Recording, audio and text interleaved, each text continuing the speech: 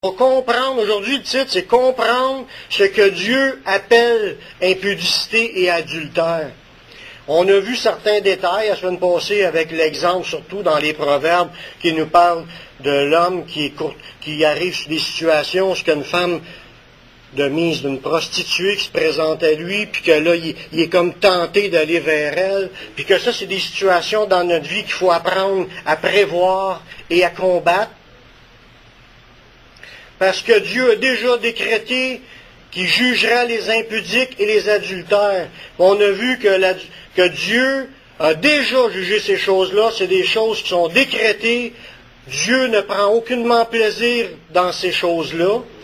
On a vu que l'impudicité, c'était le même mot qu'il nous donne aujourd'hui en français, prostitution. Quand on parle de prostitution, c'est toutes sortes de formes de sexualité en dehors des liens du mariage. Puis quand on parle d'adultère, ben là c'est au niveau de l'infidélité dans le mariage. Aujourd'hui, dans le sujet qu'on va développer, c'est pour comprendre plus profondément c'est quoi que la Bible appelle impudicité et adultère. On est rendu dans l'an 2011, et aujourd'hui, à l'an 2011, c'est comme si on écoute l'ensemble des églises qui prêchent aujourd'hui, qui vivent des choses aujourd'hui, c'est comme si l'Évangile aurait évolué, puis que les gens sont rentrés dans une dimension qu'il n'y a plus rien de grave parce que tout est accompli. Jésus a tout accompli, puis on est sauvé par la foi en Jésus, puis que c'est plus grave de pratiquer n'importe quoi, là, que tout ce que Dieu aurait déclaré il y a 2000 ans, comme choses qui haïssait, des choses qui ne prend point plaisir, des choses qu'il a dit qu'il jugerait ces choses-là. C'est comme si aujourd'hui, on a tassé la parole de Dieu, puis on essaye de tordre les versets pour essayer de se fitter une nouvelle idée, comme quoi que Dieu, par amour, aurait quand même accepté tout ce qu'il n'aimait pas il y a 2000 ans. Je vais vous dire, pas parce que c'est moi qui l'ai inventé, c'est Jésus qui l'a dit. Le ciel et la terre passeront, mais mes paroles ne passeront point. Que tout cela n'arrive. Il y a une autre place qui nous dit, la parole du Seigneur demeure éternellement. Il y a une autre place qui nous dit, les gens à la fin vont être jugés d'après mes paroles. Fait que les jugements, les choses décrétées dans la parole de Dieu, n'ont pas changé, puis ça demeure. Puis il est important, c'est sûr qu'on a des choses qu'on vit, on a des situations bien compliquées des fois, puis on essaiera d'avoir comme des passe-droits, puis de dire, ben moi c'est pas si grave que ça si je suis à côté, ou moi c'est pas si grave que ça si, tu sais, parce que je l'aime, puis l'autre qui va décider de se marier avec...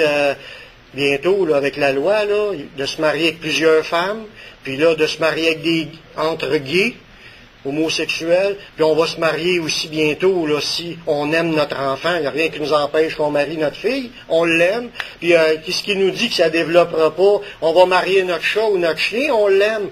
Puis le sens du mariage, puis de tout ce qui est pas de Dieu dans ce mariage-là, faut le discerner pour comprendre c'est quoi que Dieu veut, puis comment c'est quoi le cadre, puis qu'on persévère dans ce cadre-là, parce que sinon, on peut modifier ça, puis se marier avec n'importe qui, de n'importe quelle façon, puis c'est rien de grave, on est marié, en parenthèse.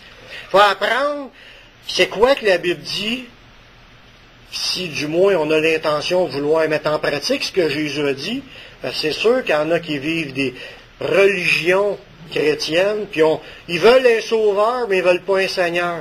Ils veulent appeler Jésus Seigneur, Seigneur, et ils ne veulent pas faire ce que Jésus dit. C'est ça que Jésus a dit. Pourquoi m'appelez-vous Seigneur, Seigneur, et ne faites-vous pas ce que je vous dis? Ça, c'est une phrase de Jésus dans Matthieu 7.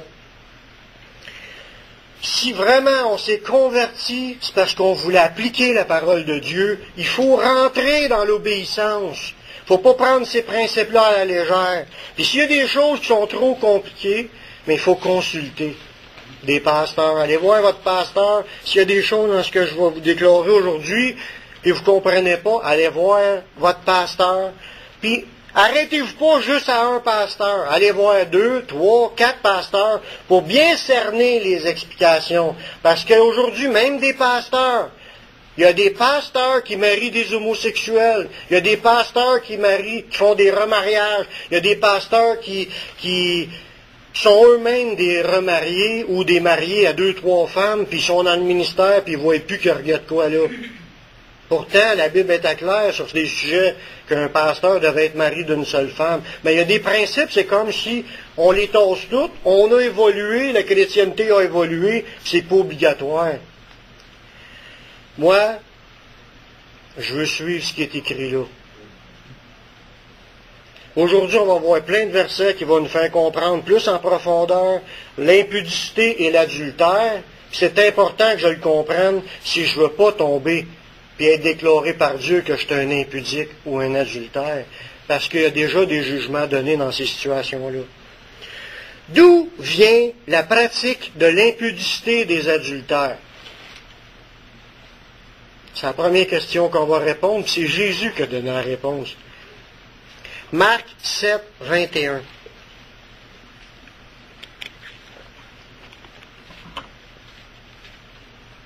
D'où vient la pratique de l'impudicité des adultères?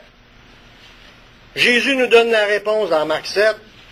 Car c'est du dedans, c'est du cœur des hommes que sortent les mauvaises pensées, les adultères, les impudicités, les meurtres, les vols, les cupidités, les méchancetés, la fraude, le dérèglement, le regard envieux, la calomnie, l'orgueil, la folie. Toutes ces choses mauvaises sortent du dedans et souillent l'homme. Là, on est en train de voir où ce que vient le péché. Ça ne nous dit pas le péché vient du diable. Ça nous dit encore moins que le péché vient de Dieu. Parce qu'il y en a qui ont certains raisonnements, ils se disent « Oh, mais Dieu m'a créé comme ça, donc Dieu voulait que je sois comme ça. » Fait que la personne, si elle était gay, Dieu m'a créé comme ça, donc Dieu voulait que je sois gay, puis donc c'est correct d'être gay, et c'est correct de se marier en gay. Mais si on part avec ce raisonnement-là, d'où viennent tous les dérèglements et les mauvaises choses? Ça vient de l'homme. Ça vient pas de la parole de Dieu, ça vient de l'homme. Pourquoi qu'on trouvera ça étonnant que ça vienne de l'homme? Pourtant, qu'est-ce qui s'est produit quand Adam et Ève ont écouté l'ennemi? Ils ont mangé de l'arbre de la connaissance du bien et du mal pour qu'eux-mêmes soient capables de discerner ce qui est bien et ce qui est mal. Les hommes voulaient être capables de décider par eux-mêmes de choisir le bien et le mal. D'après moi, ça c'est bien, d'après moi, ça c'est mal. Mais ça, cette idée-là, c'était pas dans la création au début. C'est rentré dans la création suite à prendre le fruit qui rouvrait l'intelligence du bien et du mal. Qu'est-ce que ça l'a emmené? Ça l'a emmené une déchéance, une mort spirituelle, puis la mort physique sur l'ensemble de l'humanité. Tous sont nés enfants d'Adam et Ève, dans une nature déchue, une nature qui discerne le bien et le mal, puis qu'on, d'après nous autres, ça semble bien, puis d'après nous autres, ça semble mal, mais on ne consulte pas Dieu, là. On y va d'après notre opinion. Puis on croit qu'une opinion est valable dans cette vie. On croit que notre opinion est bonne, puis que notre voie est juste. Pourtant, la Bible nous dit, telle voie paraît droite à un homme, mais son issue, c'est la voie de la mort. Qui a déclaré ça? C'est Dieu. Pourquoi Dieu a déclaré ça? Parce qu'il voulait que les humains arrêtent de se fier à leur idée, puis commencent à se soumettre à l'idée de Dieu. Qu'on commence à croire Dieu. Quand Adam et Ève ont désobéi, puis qu'ils n'ont pris, c'est parce qu'ils n'ont pas cru Dieu. Dieu leur avait dit, touche pas à ça, le jour où tu vas en manger, tu vas mourir. Mais eux autres, ils n'ont pas cru. Mais il se passe encore la même chose aujourd'hui. Le monde marche selon leur idée, leur pensée. puis selon ce qu'eux autres pensent qui est juste, sans se soucier, Dieu a-tu dit que c'était juste? Si Dieu a déclaré qu'une chose était injuste, il y a 2000 ans, elle l'est encore aujourd'hui. Il n'y a rien qui a changé dans sa parole, puis le Dieu demeure éternellement.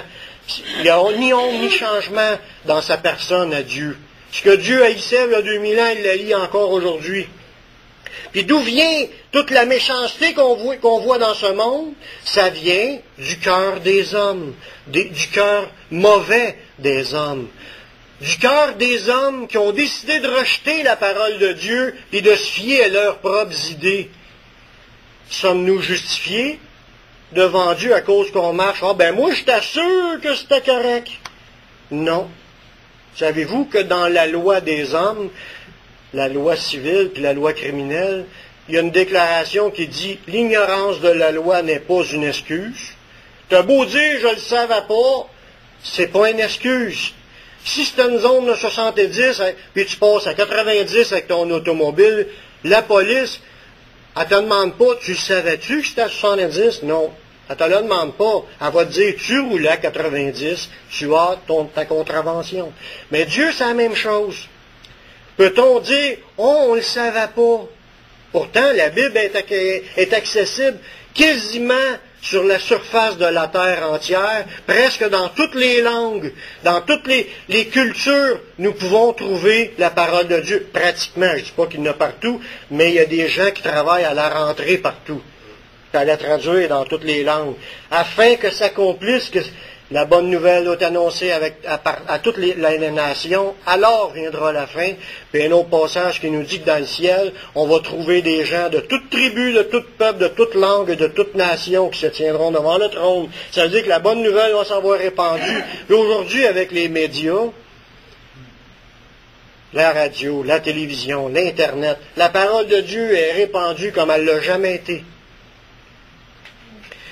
D'où ce que sort toute l'impudicité et les adultères? Ça sort du cœur des hommes. Il dit, toutes ces choses mauvaises sortent du dedans et souillent l'homme. Tu ne peux pas dire que c'est la faute de l'autre. Chacun est responsable de sa vie devant Dieu. C'est pour ça que la Bible, elle nous enseigne quoi faire pour éviter que ça se produise. C'est ça qui est le point, là. On le sait que Dieu n'aime pas l'adultère et l'impudicité. Mais comment faire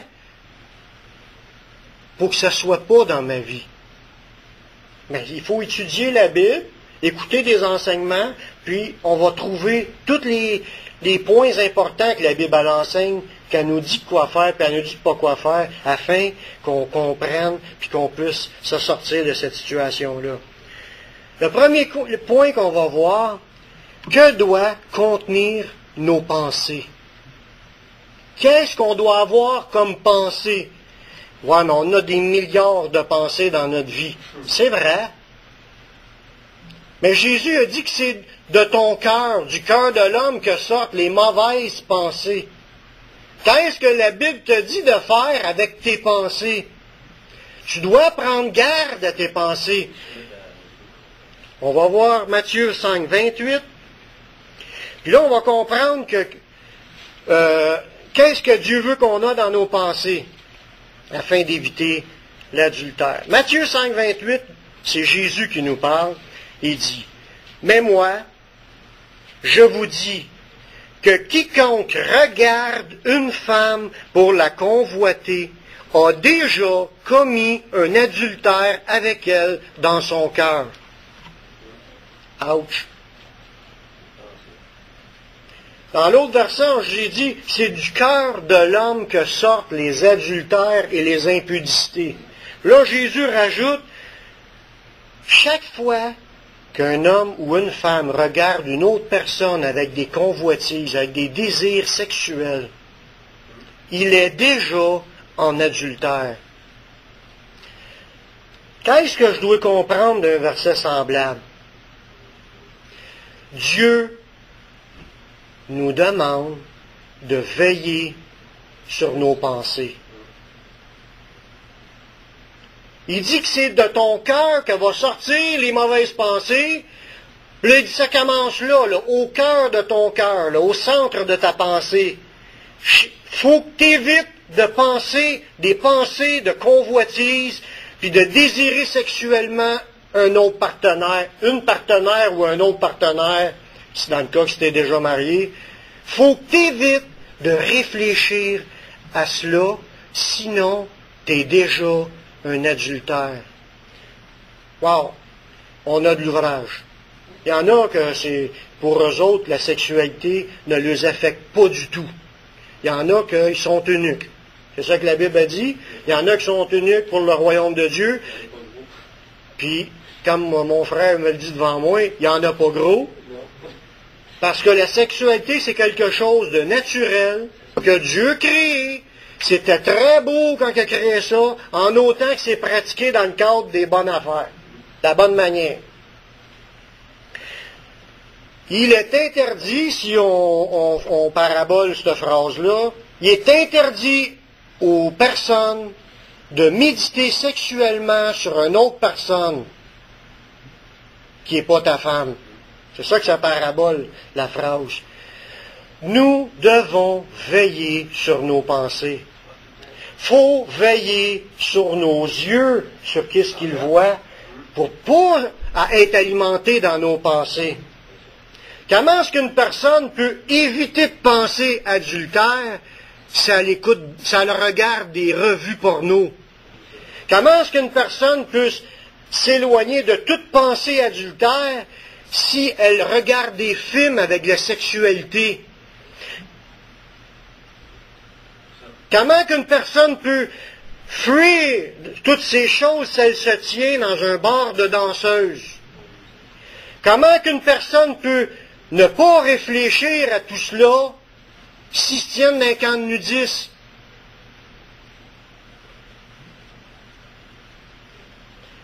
La Bible est en train de nous dire, l'adultère commence là. Elle commence pas quand tu as couché avec la personne, elle commence quand tu as médité de coucher avec la personne. Tu sais, comme qui dit, un meurtre prémédité, il y a des meurtres qui arrivent sans que la personne n'ait eu le temps d'y penser, ils ont comme un meurtre. Mais là, la société, ils ont dit, si une personne a réfléchi d'avance à son crime, puis elle l'applique, son crime, c'est encore pire. Que moi, je me promène en auto, puis sans faire exprès, je heurte une personne parce qu'elle s'est jetée devant moi, j'ai tué une personne, mais j'ai pas fait exprès de la tuer. Mais si j'avais déjà médité, à décider de tuer cette personne-là, puis je pense à comment est-ce que je vais y arriver, mon meurtre a déjà commencé quand j'ai commencé à méditer. C'est ça qu'il dit, les meurtres, au verset Marc 7, 21, il dit, les adultères, les impudités, les meurtres, ils viennent de la pensée, dans Matthieu 7, 21. C'est à penser d'avance, puis c'est décrété que c'est un meurtre prémédité, ça sort de la tête. Frères et sœurs, tout croyant doit veiller sur ses pensées. Tout croyant doit faire attention à ce qu'il pense, pas laisser rentrer rien qui est condamné par la parole de Dieu. Philippiens 4.8 nous dit, au reste, frères, que tout ce qui est vrai, tout ce qui est honorable, tout ce qui est juste, tout ce qui est pur, tout ce qui est aimable, tout ce qui mérite l'approbation, ce qui est vertueux et digne de louange, soit l'objet de vos pensées. Philippiens 4.8. Tu veux fuir tes occasions de chute? Tu veux apprendre à combattre contre tes occasions de chute? Commence par faire le ménage dans tes pensées. Arrête de méditer, arrête de regarder des choses qui te nourrissent ton péché, puis arrête de réfléchir à ton péché. Tu vas déjà avoir 90% de la victoire dans ta vie. Parce que quand tu pratiques un péché, c'est parce que c'est déjà prémédité dans ton esprit. Commence par arrêter de penser à tout ce qui est corrompu, puis le reste va se purifier. C'est ce que Jésus a dit aux Juifs religieux. Il dit, vous nettoyez ce qui est le dehors du plat, mais au-dedans, c'est plein de rapines et de méchanceté. Il dit, hypocrite, Commencez à faire le ménage au-dedans, puis le reste va devenir pur. Commencez à arrêter de penser à toutes aux corruptions que Dieu n'aime pas, puis vous allez avoir déjà 95% de la victoire. Le reste de ton élan corporel, charnel, va mourir par l'Esprit de Dieu. Mais si on le nourrit, puis on le nourrit, puis on le nourrit, il est activé, il est activé, il est activé. Puis on s'en sort pas. Il faut commencer par arrêter de penser aux convoitises. Là, on parle dans le sujet de l'impudicité et de l'adultère, mais il y avait aussi les meurtres, les vols, la cupidité, la méchanceté, la fraude. Même la fraude, le gars, il a réfléchi à la fraude, comment frauder le gouvernement, comment travailler en dessous de la table, puis se faire plus de gains. Puis, tu sais, tout ça sort de nos pensées en premier. On dit, moi, il n'est aucunement question que je touche à ça, puis on n'accepte même pas d'y réfléchir. Il n'y a pas grand, comment guillemets, chance que tu tombes là-dedans si tu fais le ménage dans tes pensées. Mais c'est pas une chance, c'est conséquence. Si tu fais le ménage dans tes pensées, il n'y aura pas grand conséquence d'arriver à faire la chose. C'est un peu ça que je veux dire. Pensez-vous que, quand il nous dit que ça soit vrai, honorable, vertueux, juste, aimable, vertueux, digne de nos louanges, soit l'objet de nos pensées, pensez-vous que c'est juste parce que Dieu veut qu'on apprenne à combattre, puis qu'il faut que je fasse le ménage dans nos pensées pour réussir à combattre? Non! C'est pas juste pour cette raison-là que je dois le faire, c'est parce que Dieu voit toutes mes pensées. C'est pour cette raison-là, en premier, que je dois faire le ménage de mes pensées. Puis pensez-vous qu'à cause que j'ai pensé à quelque chose à la cachette, puis que je ne l'ai pas dit à personne, pensez-vous qu'on est juste devant Dieu quand on médite le mal? Pensez-vous que ça ne sera jamais connu? Que personne ne va savoir jamais que j'ai pensé à cela? Non. Tout va être dévoilé, même nos pensées. Hébreux 4.12 nous le dit. Car la parole de Dieu, la Bible, est vivante et efficace. Est plus tranchante qu'une épée quelconque à deux tranchants. Elle pénètre jusqu'à partager l'âme puis l'esprit, jointure et moelle. La parole de Dieu, elle juge les sentiments et les pensées du cœur. Il y a déjà des jugements décrétés dans la parole de Dieu sur les sentiments et sur les pensées. Nulle créature n'est cachée devant lui, mais tout est à nu et à découvert aux yeux de celui à qui nous devons rendre compte. Personne n'est caché devant Dieu. Toute créature est à nu et découvert devant celui à qui nous devons rendre compte. Puis la Bible a déjà donné des jugements au niveau des pensées. Fait que le fait que j'arrête de penser aux corruptions, c'est pas juste pour avoir la victoire dans ma vie, c'est parce que premièrement, Dieu les voit toutes mes pensées. Puis je vais avoir à rendre compte à Dieu de mes pensées. Vous voulez la victoire dans votre vie? Ça commence là. Une crainte de l'Éternel qui nous amène à faire attention à ce qu'on pense. Je continue. Deuxième point. Si on fait le ménage dans nos pensées, il ne faut pas l'oublier. Que doit contenir nos paroles, notre bouche? Éphésiens 5, 3.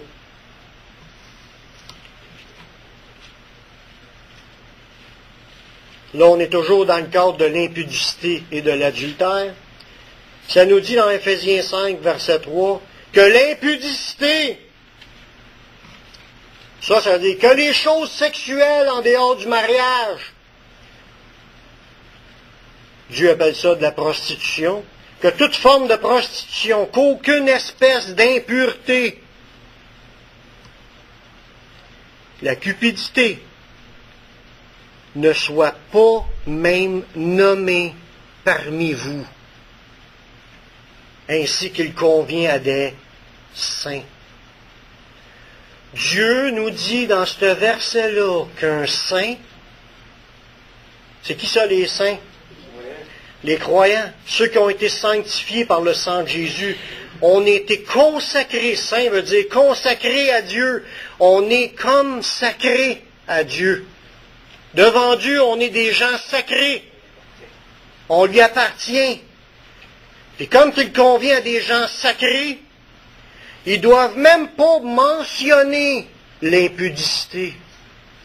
Ça ne doit pas être sur les lèvres d'un croyant de prendre à la légère et de faire des jokes avec du sexe.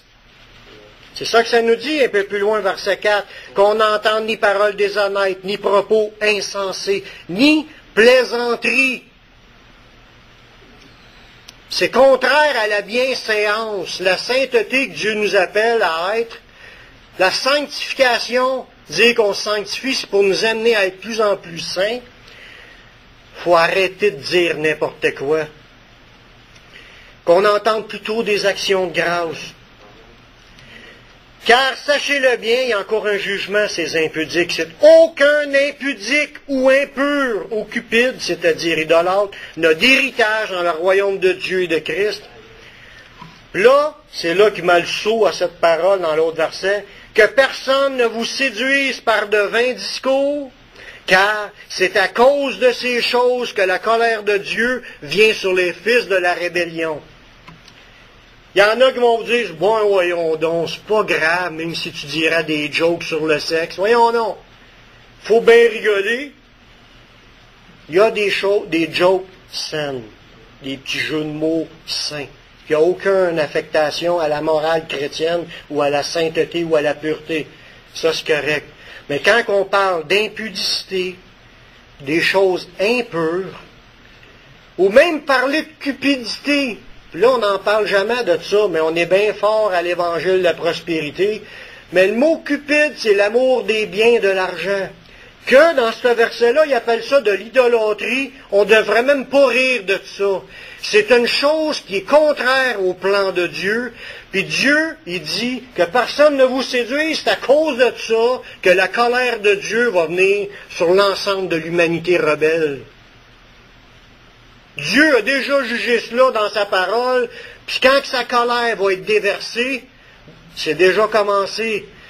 Dieu frappe par toutes sortes de sauts et de trompettes, puis il va y avoir les fléaux qui sont les coupes, qui accomplissent la colère de Dieu. Ça ne sera pas drôle, frères et sœurs.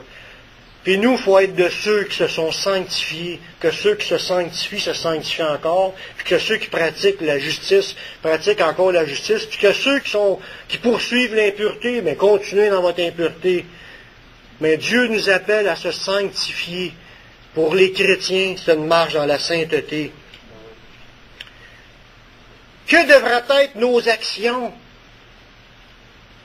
Nos pensées, nos paroles, nos actions de tous les jours. On en a parlé la semaine passée, je vais passer ça rapidement, 1 Corinthiens 6, 15. Il dit, ne savez-vous pas, au verset 15, ne savez-vous pas que vos corps sont les membres du Christ?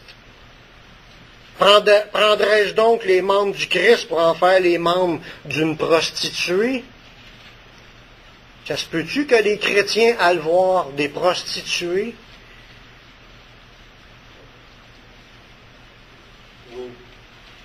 Oui, il y en a des chrétiens qui ont été voir des prostituées, à leur honte. Et j'espère qu'ils se sont repentis et qu'ils ont abandonné cette voie qui les conduit à la mort. On en a parlé la semaine passée. Là, au verset 16, il dit, ne savez-vous pas que celui qui s'attache à la prostituée est un seul corps avec elle? Car il est dit, les deux deviendront une seule chair. Mais celui qui s'attache au Seigneur est un seul esprit. Verset 18. Fuyez l'impudicité, fuyez la prostitution, fuyez la débauche. Ça, c'est verset 18.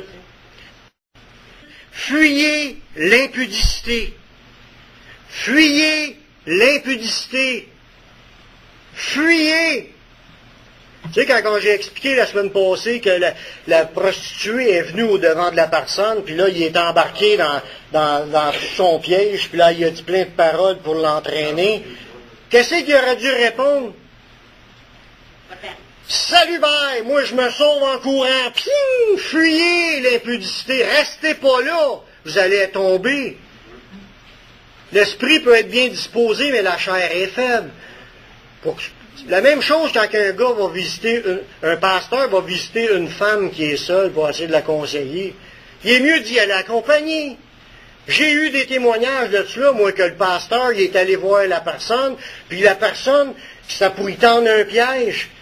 Vous la déconseille, puis là, elle est en robe de chambre, puis là, il commence par jaser, puis là, la robe de chambre s'ouvre, puis là, la convoitise embarque, puis là, le gars, il a succombé, ou le gars résiste. Fuyez l'impudicité.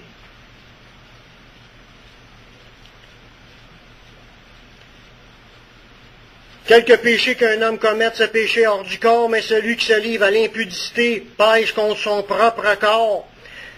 C'est un péché, l'impudicité. Ne savez-vous pas que votre corps est le temple du Saint-Esprit qui est en vous, que vous avez reçu de Dieu, et que vous ne vous appartenez point à vous-même, car vous avez été rachetés à un grand prix.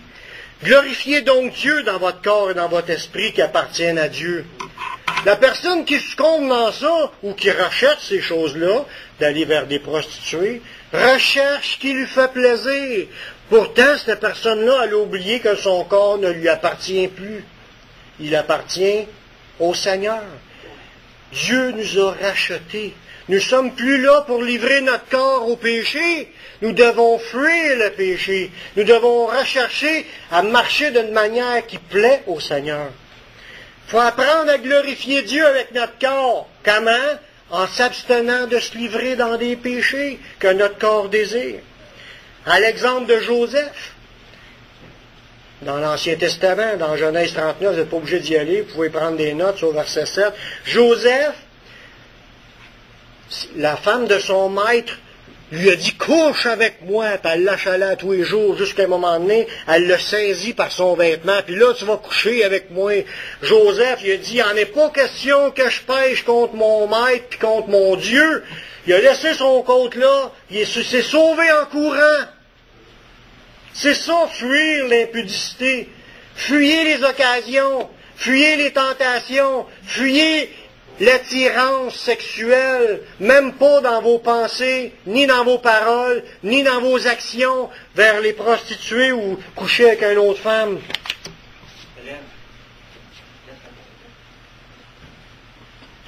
Si quelqu'un est seul, qui est célibataire, puis qui a des désirs sexuels, qu'est-ce que la Bible nous dit de faire? Mais qu'il prie pour que Dieu lui accorde une femme. C'est ça, ça nous dit, 1 Corinthiens 7,9. Mais s'il manque de continence, qu'il se marie, il vaut mieux se marier que de brûler. Si une personne n'est vraiment pas capable, puis est célibataire, puis n'est pas capable de se retenir, priez Dieu que Dieu vous donne une femme. Mais le mariage ne règle pas le problème de la sexualité. Parce que ça ne comblera pas nécessairement tous vos désirs. Il faut quand même apprendre à se contrôler, puis apprendre à faire mourir les actions de notre corps. Il faut apprendre à respecter notre conjointe que ça ne tente pas. Ça peut arriver que le gars, lui, il vient de se marier, puis il pense que là, tous ses désirs vont être accomplis. Lui, il en veut 3 fois par jour, puis sa femme en veut 1 fois par mois. Le libido peut être différent, comme ça peut que ça s'accorde tous les deux. Tant mieux, mais sinon, le gars, il faut qu'il apprenne à se contrôler. Fait que le mariage ne règle pas nécessairement le problème de la sexualité. Mais l'homme, la femme peut aider le mari, ou vice-versa. Mais il y a des manières de choses naturelles, là, que c'est naturel. Tu as des besoins, que c'est naturel. Dieu crée ça. Mais il y a des manières de s'entraider, mais sans forcer le conjoint. Sinon, si tu violes ta femme, c'est un viol. Elle veut pas. Tu as beau dire c'est ta femme, mais il faut que les deux soient d'accord. Sinon, tu la forces, c'est un viol. Le mariage ne règle pas le problème de la sexualité, mais ça peut l'aider. Je ne vous cache rien, puis la plupart d'entre vous, vous êtes déjà mariés, vous savez de quoi je vous parle. Mais le premier point, il faut apprendre à se maîtriser notre corps, à le garder dans la soumission. Il faut éviter de réfléchir à ces choses-là. Il faut éviter d'en parler, puis il faut arrêter de courir vers ces choses-là. Il faut y aller tout naturellement comme Dieu nous guidera dans la suite quand notre corps est soumis à l'Esprit de Dieu. Mais Dieu a dit, il n'est pas bon que l'homme soit seul, puis il a fait une aide qui est semblable à lui, puis les deux marchent dans l'unité pour former un seul corps, puis les deux, c'est béni de Dieu, puis c'est le plan de Dieu, puis la reproduction, tout le système de reproduction de la sexualité, ça fait partie de cela. Et qu'on apprenne à se respecter. Et de ne pas aller ailleurs.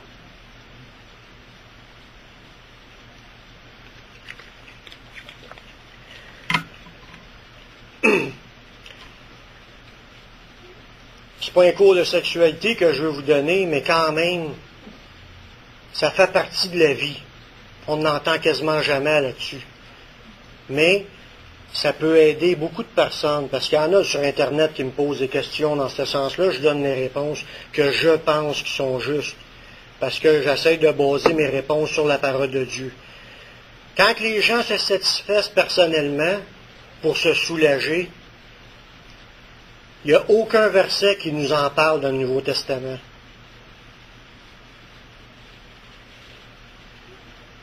Sauf que ça nous parle que si tu médites à une personne, tu es en adultère dans ton esprit. Fait que s'il y a des gens qui ont des besoins et qui doivent se satisfaire, pensez à rien. Sinon le péché, il est là.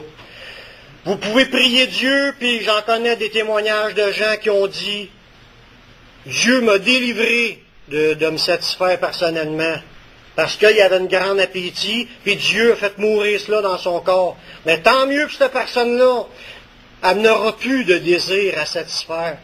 Les autres qui n'ont pas été délivrés, mais même s'ils le demandent à Dieu, Dieu n'a pas toujours délivré automatiquement. Des fois, ça peut être suite à 1 an, 2 ans, 10 ans de prière pour être délivré de l'appétit sexuel. Nous devons apprendre à maîtriser notre corps pour fuir le péché. Nous devons apprendre, en dépendant de Dieu, que Dieu peut nous en délivrer. Puis en attendant qu'il nous délivre, on ne doit pas livrer notre esprit au péché. Si vous pratiquez ces choses-là, pensez à rien.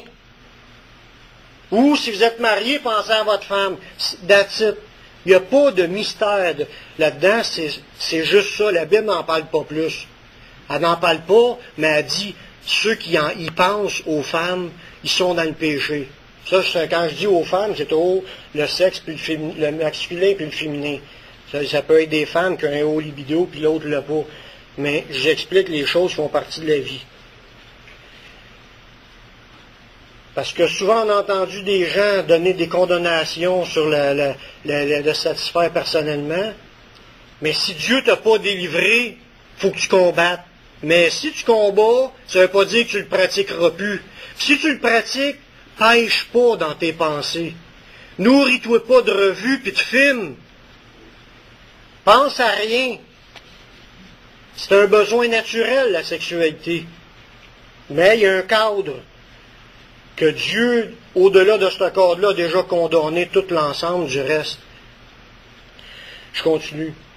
Après ça, on parle au niveau de l'impudicité, puis dans nos actions, dans l'impudicité puis l'adultère. Je suis obligé d'aborder le point du remariage. Parce que la Bible en parle du remariage. Puis aujourd'hui, plein de chrétiens sont remariés. Mais il y a des conditions que la Bible nous dit. Il faut les suivre, ces conditions-là. Sinon, c'est déjà décrété par la parole de Dieu qu'il y a des adultères dans le remariage. 1 Corinthiens 7, 39, ça nous dit qu'une femme est liée aussi longtemps que son mari est vivant, mais si le mari meurt, elle est libre de se marier à qui elle veut. Seulement que ce soit dans le Seigneur. Originalement, Dieu avait déjà décrété, l'homme quitte son père et sa mère, s'attache à sa femme. Les deux formeront qu'une seule chair. Puis là, dans Matthieu 19, c'est ce que ça nous dit, au verset 5. Les deux formeront qu'une seule chair, et ainsi ils sont plus deux, mais qu'ils sont un, que l'homme ne sépare pas ce que Dieu a joint, que Dieu a uni. En principe, un mariage, c'est jusqu'à la fin, jusqu'à ce que la mort nous sépare. Ça, c'est le plan original de Dieu. Je ne dis pas que tout le monde a suivi ce plan-là, loin de là. Mais la base, le plan original de Dieu sur le mariage, Dieu voulait unir les deux personnes jusqu'à ce que la mort les sépare. Ils sont unis jusqu'au bout. 1 Corinthiens 7, 10, Paul nous enseigne sur le mariage. À ceux qui sont mariés, j'ordonne, non pas moi, mais c'est le Seigneur qui l'a ordonné, que la femme ne se sépare point de son mari. Si elle est séparée, qu'elle demeure sans se marier, ou qu'elle se réconcilie avec son mari, et que le mari ne répudie point sa femme. Encore, dans la même pensée, le plan original, c'est que quand quelqu'un a été marié, séparez-vous pas de votre mariage. Continuez à travailler pour votre mariage pour qu'il soit permanent et jusqu'à la fin. Demandez de l'aide s'il faut. Je sais qu'il y a des exceptions, il y a des maris ou des femmes qui ont été dans la drogue, dans la boisson, qui ont été infidèles. Je ne rentre pas dans tous les détails, j'explique les grandes lignes. Si elle se sépare, mais le plan de Dieu, c'est qu'elle demeure sans se marier et qu'elle se réconcilie. Je connais des femmes qui ont été séparées, puis même divorcées, sont devenues chrétiens. 10 ans après, ils attendent encore leur mari. Ils prient. Ils attendent encore que Dieu ramène de l'égarement son mari ou sa femme pour qu'il revienne dans les voies du Seigneur ou qu'il vienne dans les voies du Seigneur pour retrouver son mari ou sa femme qui s'est égaré. C'est le plan original de Dieu, ça doit fonctionner comme ça. Il y a encore des clauses. 1 Corinthiens 7,15, si le non-croyant se sépare, qu'il se sépare. Parce que si une personne accepte le Seigneur, puis c'est un non-croyant qui est marié avec la croyante, ou le contraire, homme et femme, là, puis que le non-croyant veut rien savoir de la chrétienté, puis il se sépare de la personne qui est croyante, qu'est-ce que ça nous dit? Qu'il se sépare. Le frère ou la sœur ne sont pas liés dans ces cas-là. Fait que quand vous expliquez votre théologie, il faut voir à tous ces versets-là pour fitter vos décisions face à l'ensemble de ce qui est écrit. Matthieu 5,32, Jésus parle encore. Mais moi je vous dis que celui qui répudie sa femme, sauf pour cause d'infidélité, il l'expose à devenir adultère. Ça veut dire, si je divorce ma femme, je l'expose à devenir un adultère. Parce qu'elle, elle va vouloir se remarier. Moi, je l'ai divorcée sans aucune bonne raison de la divorcer. Je la divorce, elle se remarie, puis je l'ai exposée à devenir un adultère. C'est pour ça qu'il ne faut pas que je divorce ma femme. Je dois vivre de façon à garder ma femme, qu'elle demeure dans la voie de Dieu sans qu'elle tombe dans l'adultère. Mais il dit sauf pour l'infidélité. Parce que si je la divorce à cause de l'infidélité, à cause qu'elle était infidèle, c'est elle qui porte déjà l'adultère. Je ne l'expose pas à le devenir, elle l'est déjà. Puis si moi j'épouse une femme qui est répudiée, mettons la femme a été répudiée par son mari, je commets un adultère. Fait que quand je me marie, je dois veiller à ce que je me marie quelqu'un qui n'a pas été répudié. Quelqu'un qui ne porte pas l'adultère. Il y a un autre verset qui nous aide à approfondir cette idée-là que Jésus a dit dans Matthieu 19, 9. Mais moi, je vous dis que celui qui répudie sa femme, sauf pour infidélité, et qui en épouse une autre, commet un adultère. Là, c'est en train de nous dire que si je répudie ma femme, puis j'en épouse un autre, je commets un adultère, sauf pour l'infidélité. Ça veut dire, si ma femme a été infidèle, puis je la divorce, puis j'en épouse un autre, je ne suis pas en adultère. Parce que c'est elle qui porte l'adultère et qui a brisé mon mariage. J'ai le droit de me remarier, tandis qu'elle, en portant l'adultère, n'a pas le droit de se remarier. Parce qu'elle a été infidèle, c'est elle qui porte le brisement du mariage. Une personne qui a brisé son mariage devant Dieu n'a pas le droit de se remarier. Sinon, elle est adultère. C'est ce que la Bible nous dit. Si on veut accommoder, puis essayer d'arranger, ouais, mais, puis là, on essaie d'étirer les textes pour essayer d'englober des gens qui n'auraient pas eu le droit de se marier, puis là, ils se sont mariés quand même par entêtement. Jésus a déjà dit que c'était de l'adultère.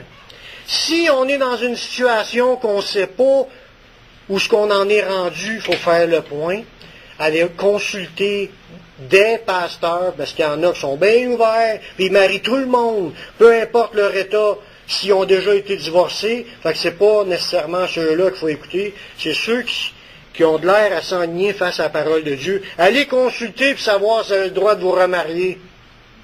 Il y a des clauses. Pour savoir si vous faites partie de ces clauses-là. Sinon, touchez pas à cela. Même si vous dites, « Oh, mais je me sens seul. » Je le sais, vous vous sentez seul, mais c'est devenu votre combat. Lequel? Le dernier? Matthieu 19, 9. Autant qu'une personne qui n'a pas été délivrée de la sexualité et qui est seule, c'est son combat à se garder peu, puis d'attendre à ce que Dieu donne une conjointe. Mais autant qu'une personne qui est divorcée et qu'elle n'aura pas le droit de se remarier, dans les clauses, dans les conditions qu'elle n'a pas le droit de se marier, c'est son combat. Il faut qu'elle apprenne à vivre selon ce que Dieu a établi afin de ne pas devenir adultère. Est-ce que le mariage compte quand même avant quand on n'était pas chrétien? Est-ce que Dieu a fait des clauses en disant, ben là, les mariages, je vous marie, mais vu que tu étais marié avant d'être chrétien ou après d'être chrétien, non. Il n'y a rien qui nous dit cela. La Bible, elle nous dit juste, Dieu, l'homme quitte son père et sa mère, les deux s'attachent ensemble pour former qu'une seule chair, puis Dieu a uni quelque chose pour la vie.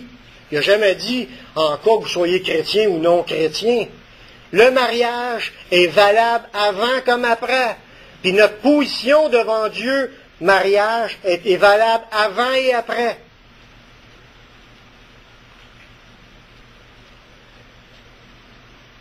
Savez-vous qu'on peut être, là on est rendu au 4e point, savez-vous qu'on peut être impudique dans notre habillement? Dieu a dit qu'il jugera les impudiques et les adultères. Savez-vous qu'on peut être impudique dans notre manière d'être habillé? Autrement dit, qu'on peut s'habiller d'une manière qui a de l'air prostituée, qui a de l'air débauche, qui a de l'air provoquant, qui a de l'air pour donner une occasion de chute aux autres de tomber dans le péché en nous regardant. La Bible a un verset pour cela. 1 Timothée 2,9.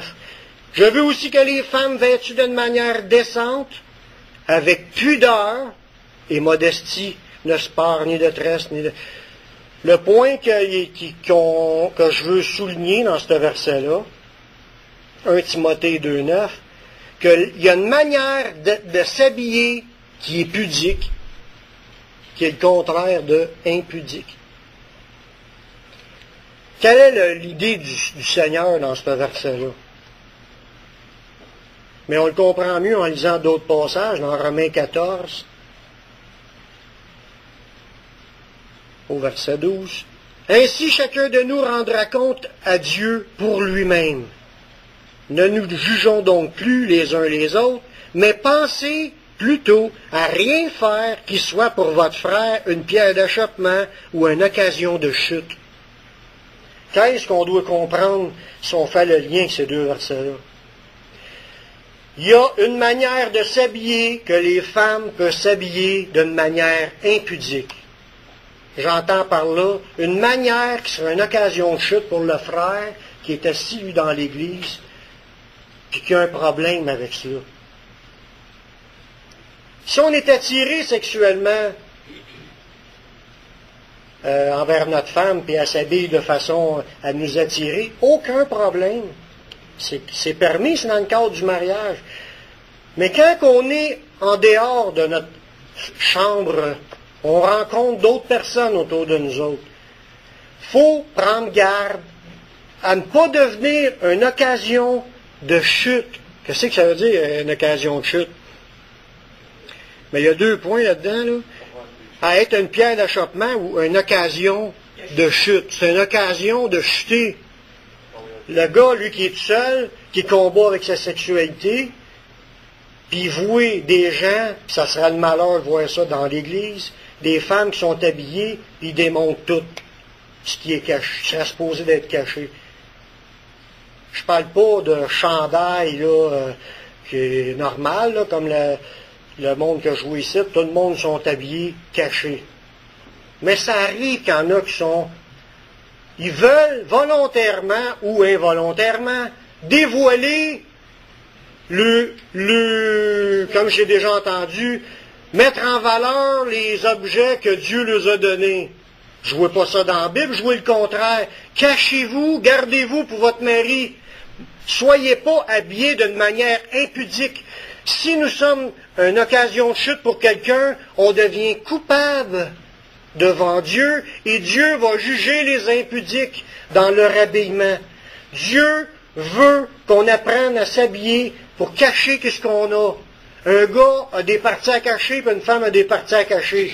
C'est sûr que dans chaque culture, il y a des modes de vie. Moi, vous ne me verrez pas d'un camp nudiste. Vous ne me verrez pas habillé non plus avec un speedo. Ni habillé en caleçon, je ne viendrai jamais à me montrer à me promener en caleçon. Des culottes courtes, aucun problème. Je ne démontre rien.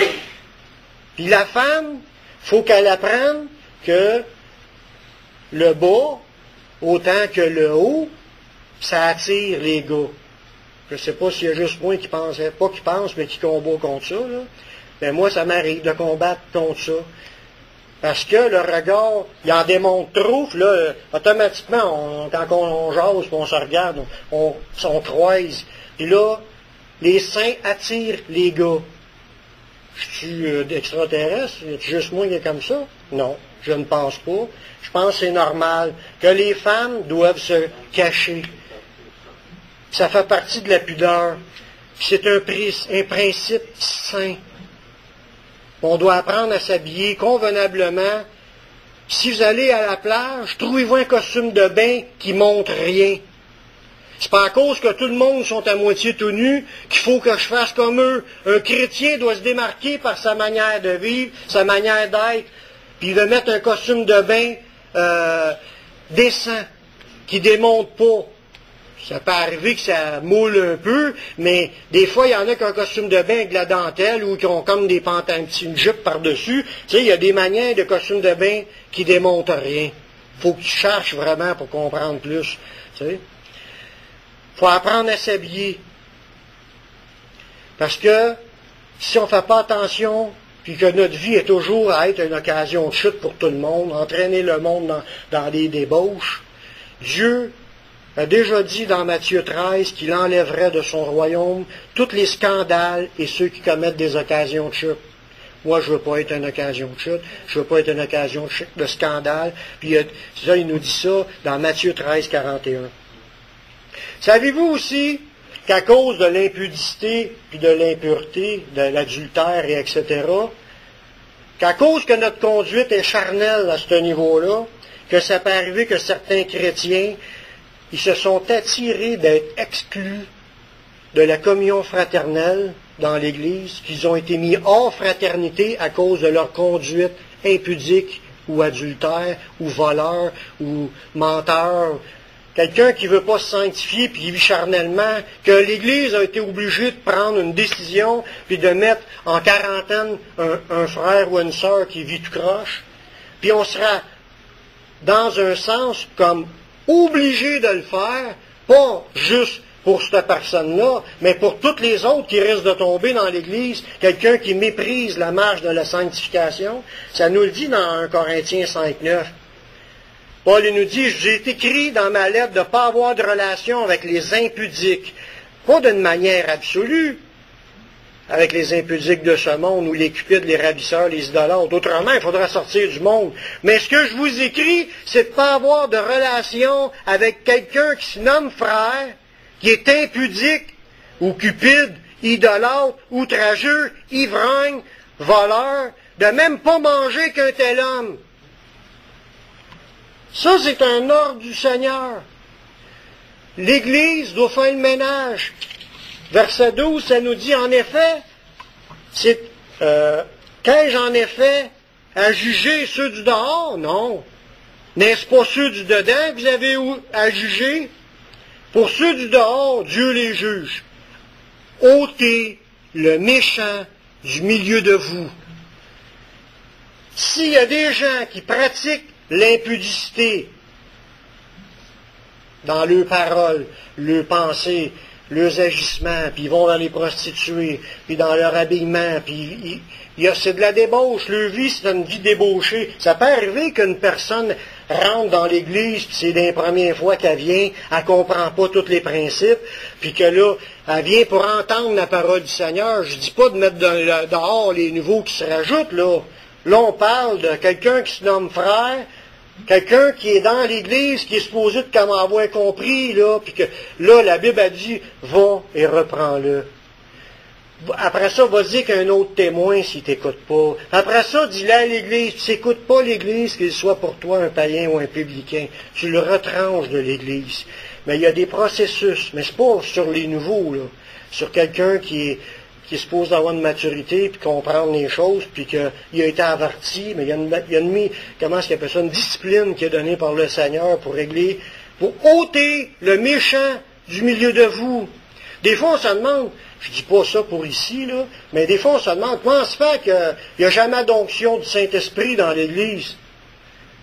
Mais est-ce que tout le monde vit tout croche, puis que personne ne respecte les principes du Seigneur, puis tout le monde a des pensées adultères, ou des actions adultères, puis la débauche est dans l'Église, puis que personne ne se sanctifie, puis on se demande qu'est-ce qui se passe, que Dieu, on n'entend pas Dieu. Mais c'est pour ça qu'il faut ôter le méchant, il faut se sanctifier premièrement dans notre propre vie, puis après ça, dans l'Église, puis là, on va invoquer le Seigneur, puis il n'y a rien qui va attrister le Saint-Esprit, puis on va vivre des moments glorieux dans la présence du Seigneur. Je conclus le message avec ce dernier verset. Ça se peut que vous ne le saviez pas. Ça se peut qu'il y a des choses que vous avez découvertes aujourd'hui avec le message que je vous ai apporté. C'est sûr que c'est des paroles qui sont dures, mais je ne veux pas vous laisser sur une parole dure, je veux vous laisser sur une parole de grâce.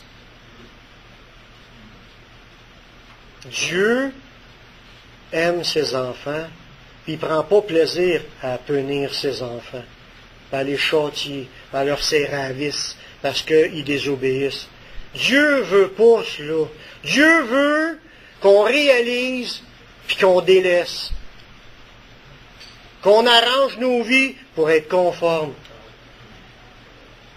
Ça se peut que tu as été un enfant prodigue, comme la parole le parle, l'enfant qui a pris les biens de son père, puis est parti, puis a couru vers la débauche, qui a abandonné le Seigneur, puis qui là, il court dans les débauches, puis dans les prostituées, puis dans toutes les corruptions. Ça se peut qu'une personne s'éloigne du Seigneur, puis elle dit des choses qu'elle n'est pas supposée dire, elle pense aux choses qu'elle n'est pas supposée de penser, elle agit dans les choses qu'elle n'est pas supposée d'agir.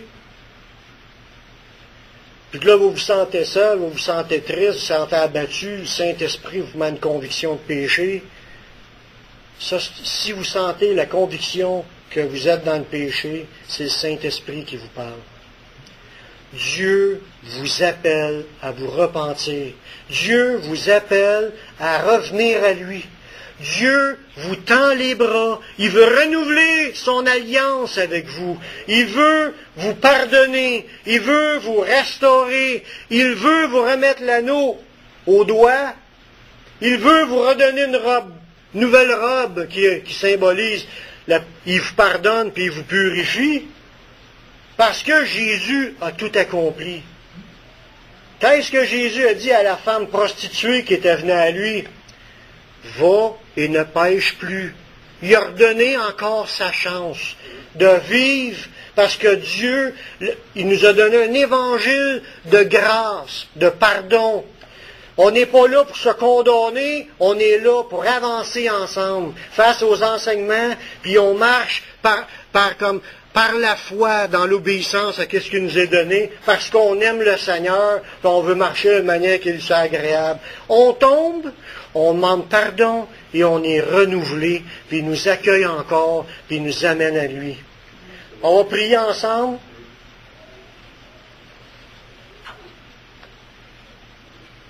En remettant nos vies dans les mains du Seigneur. Vous avez des combats, vous avez des luttes, vous avez besoin d'une femme, on va prier Dieu que vous ayez une femme. Vous avez besoin de maîtrise de votre corps, on va prier Dieu que vous ayez une maîtrise de votre corps. Vous avez besoin que des choses meurent dans votre corps, qu'on peut par l'Esprit faire mourir les actions du corps, on va prier que Dieu fasse mourir les actions de votre corps. Vous voulez mettre votre vie en règle avec Dieu, on va prier que Dieu vous donne encore, répande encore sa grâce sur vous, puis soyez pardonnés, purifiés, restaurés, délivrés, puis remplis de sa présence pour goûter sa paix et sa joie. Père Seigneur, c'est dans le nom de ton Fils qu'on s'approche ce matin. Je te remercie pour ta parole, Seigneur. Malgré que des fois c'est une parole qui est dure, qui fait mal. Mais ta parole est vraie et est éternelle. C'est face à ta parole, Seigneur, qu'on veut mettre nos vies en règle devant toi, Seigneur. Premièrement, en avouant notre état. On te demande sincèrement pardon pour chaque fois qu'on a pensé des choses impures et qu'on est devenu adultère dans nos pensées. Chaque fois qu'on a prononcé des paroles pour faire des farces, puis c'était des jokes sur la sexualité. Pardonne-nous et purifie-nous, Seigneur, toutes les fois qu'on est entraîné par des convoitises de notre corps, soit vers l'adultère, ou soit vers des prostituées, ou soit vers des convoitises de toutes sortes, au niveau de péchés de toutes sortes. Pardonne-nous, Seigneur. Nous sommes pécheurs, nous le reconnaissons, puis nous jugeons nous-mêmes, puis on te confesse notre état. Je te demande de nous pardonner et nous purifier par le sang de ton Fils, afin qu'on soit pur. Puis renouvelle-nous dans ta présence, renouvelle-nous en ta puissance, remplis-nous de ton Saint-Esprit, et continue à nous donner cette paix et cette joie qui vient de toi. Puis je te remercie de ce que tu es en train de faire au milieu de nous, pour nous purifier dans nos pensées, pour nous délivrer des liens du mal, puis des excès qu'on donne au diable, puis libère de toute conséquence, tout accès qu'on a laissé passer au niveau par la sexualité. Brise les liens et les chaînes de l'ennemi, Seigneur. Et rends-nous libres, qu'on puisse vivre dans ta présence jusqu'à ton retour. On remet nous entre tes mains dans le nom de ton Fils, Yeshua. Amen, Seigneur.